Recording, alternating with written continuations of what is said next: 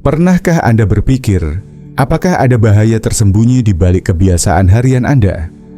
Sesuatu yang tampaknya sepele, tapi bisa menjadi pemicu masalah serius, terutama setelah usia 70 tahun. Seiring bertambahnya usia, tubuh kita tidak lagi sekuat dulu. Dan tanpa kita sadari, ada risiko-risiko tertentu yang diam-diam mengintai, tanpa gejala jelas, tanpa peringatan keras. Banyak orang mengira kematian mendadak hanyalah takdir buruk yang tak bisa dicegah. Tapi faktanya, ada pemicu-pemicu tertentu yang secara nyata bisa meningkatkan risiko kejadian darurat yang mengancam jiwa. Dan yang paling mengejutkan, banyak dari pemicu ini justru berasal dari kebiasaan sehari-hari yang tampaknya tidak berbahaya. Dalam video ini, saya akan membagikan 5 pemicu kematian mendadak yang sering mengejutkan orang di atas usia 70 tahun. Ini bukan sekadar gangguan kesehatan biasa, melainkan pembunuh diam-diam yang bisa menyerang kapan saja kalau kita tidak waspada. Tapi tenang, ada kabar baiknya. Setelah Anda tahu apa saja pemicunya, Anda bisa mengambil langkah nyata untuk mencegahnya. Anda punya kendali asal tahu caranya. Jadi, tetap bersama saya sampai akhir video ini, karena apa yang akan Anda pelajari bisa jadi penentu antara hidup sehat dan bahagia di usia senja, atau menghadapi krisis kesehatan yang sebenarnya bisa dicegah. Siap? Mari kita mulai dan bongkar satu persatu bahaya tersembunyi ini demi hidup yang lebih panjang dan lebih berkualitas. Nomor 1. Serangan jantung diam-diam. Si pembunuh sunyi. Ini salah satu bahaya paling mengintai setelah usia 70 tahun. Serangan jantung yang terjadi tanpa disadari, tidak seperti di film, di mana seseorang tiba-tiba mencengkeram dadanya dan tumbang. Serangan jantung diam-diam jauh lebih licik. Ia menyelinap masuk tanpa suara, tanpa tanda dramatis, dan seringkali terlihat seperti hal sepele. Hanya rasa lelah, sedikit tidak enak badan, atau seperti masuk angin biasa. Itulah kenapa sangat berbahaya. Bayangkan ini, Pak Riza, 74 tahun, masih aktif, jalan pagi, kadang main golf. Suatu hari dia mulai merasa sangat lelah. Nafasnya sedikit berat. Ada rasa tidak nyaman di punggung atas. Tapi dia pikir, mungkin kurang tidur atau salah bantal. Yang tidak dia tahu, dia baru saja mengalami serangan jantung. Bukan nyeri dada hebat, bukan seperti yang ia bayangkan. Hanya gejala ringan, tapi jantungnya mulai rusak. Beberapa minggu kemudian, saat ia merasa pusing dan akhirnya diperiksa, kerusakan itu sudah cukup parah, menempatkannya pada risiko lebih tinggi untuk serangan jantung kedua, yang bisa jadi jauh lebih mematikan. Serangan jantung diam-diam terjadi ketika aliran darah ke jantung terhambat, tapi tubuh tidak memberi alarm yang jelas. Bukannya nyeri dada, Anda mungkin merasa tidak nyaman di rahang, leher, atau punggung atas, mual, lemas luar biasa, atau merasa seperti mau flu. Nafas terasa pendek walau tidak melakukan banyak aktivitas, atau sekadar perasaan ada yang enggak beres. Dan karena terasa biasa saja, banyak orang mengabaikannya. Tapi jantung tetap menderita, kekurangan oksigen, dan rusak perlahan-lahan. Yang paling menakutkan, banyak orang baru tahu mereka pernah mengalami serangan jantung setelah mereka pingsan, atau bahkan setelah terlambat untuk berbuat apa-apa. Inilah yang penting. Kalau Anda merasakan kelelahan luar biasa yang tidak wajar, sesak napas tanpa alasan jelas, atau ketidaknyamanan di tubuh bagian atas yang terasa aneh, jangan anggap enteng. Minta pemeriksaan. Tes EKG atau tes darah bisa mendeteksi kerusakan jantung yang tersembunyi. Ingat, serangan jantung diam-diam memang tidak berisik, tapi dampaknya bisa memekakkan kehidupan. Dan mengenali gejalanya bisa jadi langkah pertama yang menyelamatkan hidup Anda. Nomor 2. Hipotensi postural dan jatuh. Bahaya yang sering diremehkan. Mungkin terdengar sepele, bangun dari duduk, lalu merasa pusing sebentar. Tapi setelah usia 70 tahun, kondisi ini bisa jadi pemicu masalah serius, bahkan mengancam nyawa. Namanya hipotensi postural. penurunan tekanan darah secara tiba-tiba saat Anda berdiri. Dan meskipun cuma berlangsung beberapa detik, efeknya bisa seperti domino yang meruntuhkan segalanya. Mari saya ceritakan kisah nyata. Pak Johan, 78 tahun, seorang pria yang ceria dan masih aktif. Setiap pagi, ia menikmati secangkir kopi di restoran favoritnya sambil membaca koran. Suatu sore, saat ia berdiri dari kursi, dunia terasa berputar. Ia coba meraih meja, tapi kehilangan keseimbangan dan jatuh. Hasilnya, patah pinggul. Johan berpikir, tinggal operasi lalu sembuh. Tapi ternyata tidak semudah itu. Infeksi muncul, pemulihan jadi berlarut-larut. Minggu-minggu di rumah sakit membuatnya kehilangan tenaga, kehilangan semangat, dan yang paling berat, kehilangan sebagian besar kemandiriannya. Semua itu dimulai dari satu hal kecil, rasa pusing saat berdiri. Mengapa ini penting? Karena jatuh adalah salah satu penyebab utama cedera serius pada lansia. Bukan cuma soal tulang yang patah, tapi juga risiko pembekuan darah, pneumonia, hilangnya mobilitas, bahkan kemunduran fungsi otak akibat trauma. Dan seringkali, semua itu dimulai dari hipotensi postural. Seiring bertambahnya usia, tubuh kita jadi lebih lambat menyesuaikan aliran darah ketika kita berdiri. Jantung butuh waktu ekstra untuk memompa ke otak. Ditambah lagi, dehidrasi, obat-obatan tertentu, atau kondisi medis bisa memperburuknya. Tiba-tiba, berdiri dari kursi bukan lagi hal biasa. Bisa jadi pemicu jatuh yang mengubah hidup. Tapi ada langkah yang bisa Anda ambil. Berdirilah secara perlahan dan beri waktu tubuh menyesuaikan. Minum cukup air setiap hari. Periksa apakah obat-obatan Anda berkontribusi pada tekanan darah rendah. Dan yang terpenting, jangan abaikan sinyal tubuh Anda. Kalau Anda merasa pusing saat berdiri, itu bukan hal yang normal. Itu adalah peringatan halus dari tubuh. Dengarkan. Nomor 3. Pembekuan darah tersembunyi, si penjalar diam-diam. Banyak orang berpikir pembekuan darah hanya terjadi dalam situasi ekstrem, setelah operasi besar atau terbaring lama di rumah sakit. Tapi kenyataannya, pembekuan darah bisa terjadi dalam diam. Bahkan saat Anda duduk santai di rumah. Itulah mengapa trombosis vena dalam atau TVD sering disebut sebagai si pembunuh tanpa suara. Bayangkan kisah Pak Harto, 76 tahun, seorang pria tenang yang menikmati sore harinya dengan membaca buku di beranda sambil menyeruput teh. Ia merasa sehat, masih aktif, jalan-jalan kecil, berkebun ringan, sesekali ke toko. Bukan tipe yang duduk seharian. Suatu hari setelah menonton TV agak lama di kursi malasnya, ia melihat betisnya agak bengkak. Tidak sakit, cuma sedikit bengkak. Ia pikir, mungkin tadi duduknya terlalu lama. Lalu ia lanjut seperti biasa. Beberapa hari kemudian, ia merasa sedikit sesak napas. Ia anggap itu cuma flu. Namun malam itu, Harto pingsan mendadak. Saat dibawa ke rumah sakit, dokter mengatakan, bekuan darah di kakinya telah bergerak ke paru-paru, emboli paru, dan itu nyaris merenggut nyawanya. TVD tidak selalu datang dengan gejala yang mencolok. Terkadang hanya sedikit pembengkakan di kaki, biasanya satu sisi, rasa hangat atau kemerahan di betis, kram ringan atau rasa berat di kaki. Tapi kalau bekuan itu terlepas dan masuk ke paru-paru, Anda bisa kehilangan oksigen dalam hitungan detik.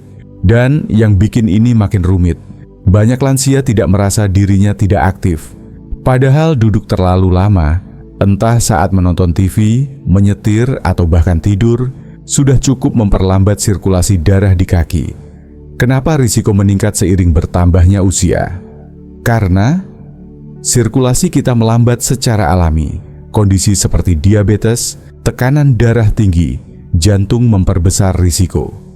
Beberapa obat juga bisa mempengaruhi sistem pembekuan, dan dehidrasi yang sering tidak kita sadari bisa membuat darah jadi lebih kental. Semua faktor itu, jika dibiarkan, mengubah pembengkakan kecil jadi ancaman mematikan. Lalu apa yang bisa kita lakukan? Bangkit dan bergerak setiap 1 jam sekali, meski hanya untuk regangkan kaki. Gerakan pergelangan dan telapak kaki seperti sedang menginjak pedal gas. Minum cukup air, dehidrasi mempercepat pembekuan darah.